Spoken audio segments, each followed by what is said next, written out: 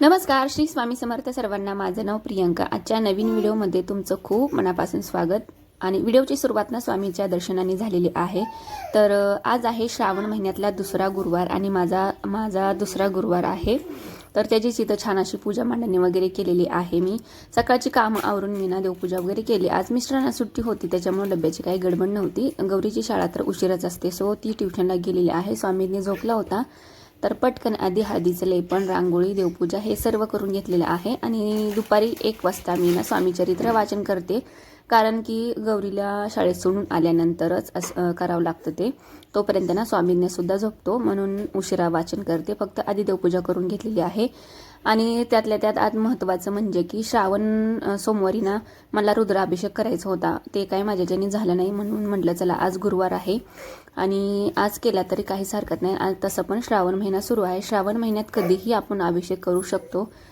आणि तसंच म्हणलं की चला आज आपण स्वामीचरित्र पठण एका साईडला चालूच ठेवू आणि एकीकडे ना रुद्राभिषेक चालू ठेवू. मोबाईलला लावणार होते मी. तसं तर रुद्राभिषेक करायला ना खूप वाचन पठण असतं त्याचं आणि संस्कृतमधून करावं लागतं ते. असं काही नाही, मराठीतून सुद्धा करू शकतो, ज्याचा त्याचा प्रश्न. पण म्हणतात की संस्कृतमधून केलेलं चांगलं असतं. तर मला संस्कृत एवढं काय जास्त फास्ट वाचता येत नाही, त्याला खूप वेळ जाईल म्हणून मी मोबाईलला लावून ठेवणार होते. मोबाईलला लावलं तर 1 तास 20 मिनिटांचं आहे. तर सगळं मी जवळ घेऊन बसले होते, मोबाईलला लावून ठेवलं आणि एकीकडे मी वाचनसुद्धा करणार होते. कारण माझ्याकडे एकच मोबाईल आहे, शूट नसतं करता आलं, म्हणून मी म्हणजे सगळा अभिषेक वगैरे झाल्यानंतर मी शूट केलेलं आहे. बघू शकताय तुम्ही सगळा माझा संपूर्ण वाचन, पठण आणि अभिषेकसुद्धा एकीकडे झालेला आहे. खरंच खूप छान वाटतं आहे, दोन्ही सेवा एकत्र झालेल्या आहेत. या रुद्र अभिषेक सेवेचं ना खूप सारं महत्त्व आहे. म्हणजे वेगवेगळ्या आजारातून मुक्त होतात. मुलं जे असतात ना हट्टीपणा, तापटपणा, ते शांत होतात. आणि ना वेगवेगळ्या आजारावर उपयुक्त असं हे तीर्थ आहे. म्हणजे घरासारखं आजार पण असेल ना तर त्या व्यक्तीला हे तीर्थ दिलं ना आजारी पडत नाहीत. किंवा घरात पाणी सगळ्यांनी घ्यायचं आहे, हे तीर्थ आहे ते. म्हणून ना मी आता बॉटलमध्ये भरून ठेवलेलं आहे. स्टीलची बॉटल आहे माझ्याकडे, त्याच्यामध्येच मी ती भरून ठेवलेलं आहे. तसं तर मी हे श्रावण महिना आहे, रोजसुद्धा अभिषेक करू शकता, परंतु रोज काय शक्य नसल्यास सोमवारी सुद्धा करू शकता. आणि ज्याला कोणाला वाचायला तेवढा वेळ नाही आहे किंवा वाचायला येत नाही आहे, त्यांनी मोबाईलला सुद्धा लावून देऊ शकता. तर असं माझं सगळं झालेलं आहे. तर संध्याकाळच्या वेळेस शूट घेतलेला आहे मी. गौरी इथं अभ्यास करते, तर स्वामींनी काय तिला अभ्यास करू देत नव्हता, म्हणून ना मी जे वॉकरमध्ये टाकलं होतं ना ते वॉकर मी मशीनला बांधलं होतं. तर बघू शकताय तुम्ही तो किती फास्ट पळायचा प्रयत्न करतोय, कारण तिला तो वहीवड पेनवड असंच करत होता. त्याला खाली कितीही खेळणी टाकली तरी तो तसंच करत होता, म्हणून त्याला मी बांधून घातलेला आहे. आणि तो सारखा ओरडत होता, पण काय माझ्याकडे पर्याय नव्हता, कारण मला पण स्वयंपाक वगैरे करायचा होता. आणि त्याला भारी वाटत होतं की बांधले आहे ना असं पळत आहे. तर असो, हे सुद्धा बाहेरून आले होते आणि कृष्णा बघून खूप खुश झाला. वॉकरमध्ये त्यांनी त्याला काढलेला आहे आणि त्याच्यासोबत वेळ घालवतो. तो सुद्धा खरंच खूप हसत होता. आणि मग गौरीला सुद्धा वेळ आला की बाबांनी कृष्णाला घेतलेला आहे आणि मला तो कडेवर उचलून घे. तर मी किचनमध्ये होते, चहा वगैरे ठेवला होता आणि ती बघू शकते इथं तिला मी उचलून घेतलेला आहे. आणि तिला लक्षातच नाही की पुढे कॅमेरा चालू आहे, बघून ती लाजली जरा. तर असं तिला सुद्धा भारी वाटलेलं आहे. आणि मुलांसोबत आपण पण असं थोडासा वेळ घालवला की त्यांना पण छान आणि आपला पण थोडासा मूड फ्रेश.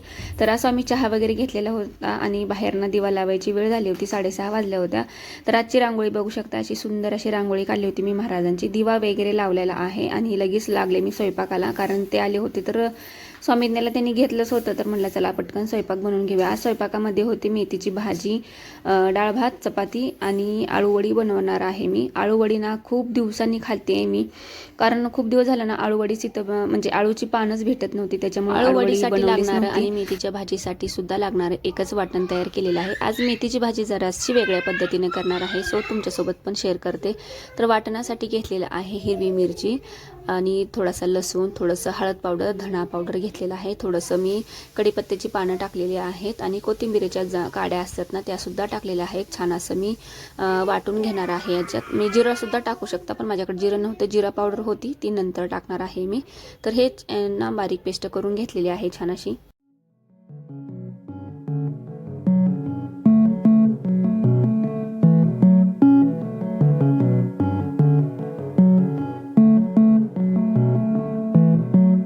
तर इथे इथे घेतलेली आहे मेथीची भाजी करायला. भरपूर सारा ठेचलेला लसूण टाकलेला आहे मी तेलामध्ये. जिरं असलं तर टाकू शकता, पण जिरं नव्हतं. आणि कांदा टाकलेला आहे आणि थोडंसं वाटण टाकलेलं आहे.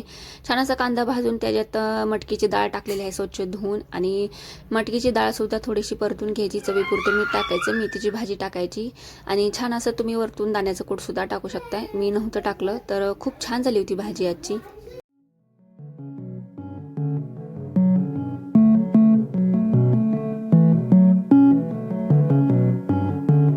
तर भाजी तर खूपच छान झाली होती. चला तर आता आळूवडीची रेसिपी तुमच्यासोबत शेअर करते. बेसन स्वच्छ चाळून घेतलेलं आहे. त्याच्यामध्ये चिरलेली कोथिंबीर, धणा पावडर, थोडंसं हळद पावडर, हातावरती ओवा क्रश करून टाकलेला आहे आणि जिरा पावडर टाकलेला आहे. जे वाटण केलं होतं ते टाकून अर्ध लिंबू पिळून घेतलेलं आहे. चिंचसुद्धा टाकू शकता तुम्ही, कारण आळूच्या वड्या असतात ना, ते घशामध्ये खवखव करतात, म्हणून लिंबू किंवा चिंच टाकू शकता.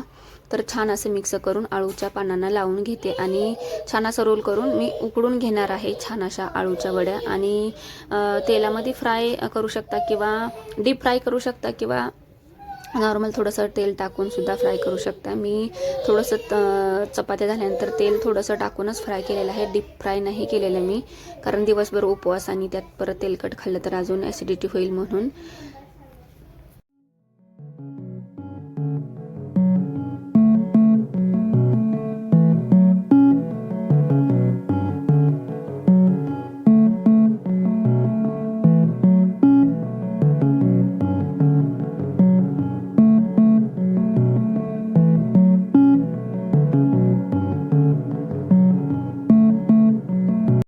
माझा स्वयंपाक होतोय तोपर्यंत यांनी ना आरतीसुद्धा करून घेतली होती. नंतर नैवेद्याचं ताट बनवलं, नैवेद्य दाखवून घेतला. खूप छान होता आजचा दिवस, खूप छान झाली सेवा वगैरे, खूप छान वाटलं. आजचा व्हिडिओ तुम्हाला कसा वाटला कमेंट्सवरून नक्की सांगा. व्हिडिओ आवडला तर लाईक आणि सबस्क्राईब नक्की करा. भेटूया नंतरच्या व्हिडिओमध्ये. बाय.